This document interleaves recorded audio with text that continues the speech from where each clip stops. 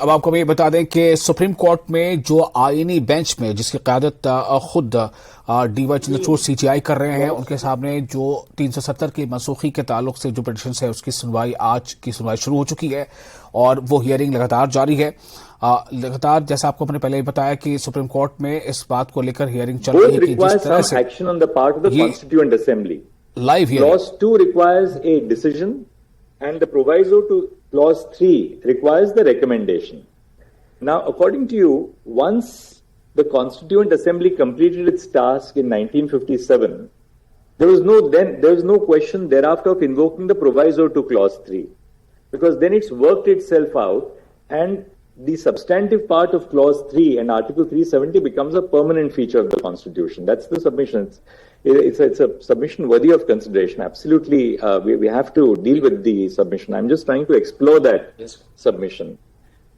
There is one internal inconsistency in accepting that submission, because if that submission is right, qua the proviso to clause 3, then the consequence would be that once the Constituent Assembly completed its task in 1957, there could be no amendment to the Constitution at all under clause 2 of article 370, which is belied not merely by constitutional practice but the acceptance by both the state of Jammu and Kashmir and the government of India that amendments were being made to the Constitution even after 1957 and until the disputed amendment of 2019. Just see sub-article 2. Yes. If the concurrence of government of state referred to in para 2 of subclause D of clause 1 or second proviso to subclause D of that clause be given before the Constituent Assembly is convened, it's purely limited. It shall be placed before the Constitution. Before. So, Lord, this is temporary within temporary.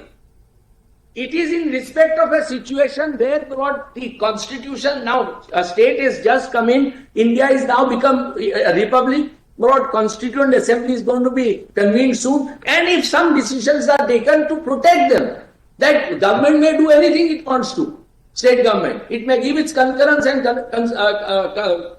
its consultation, but it should be very clear whether people want it.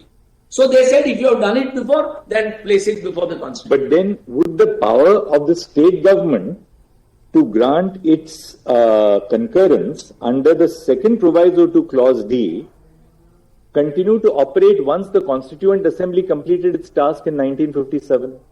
Lord, what has happened is, और इसके साथ ही JKLH live में फिलहाल इतना ही, लेकिन news 18 JKLH पर लगातार बड़ी और अहम खबरों का सिलसिला जारी रहेगा।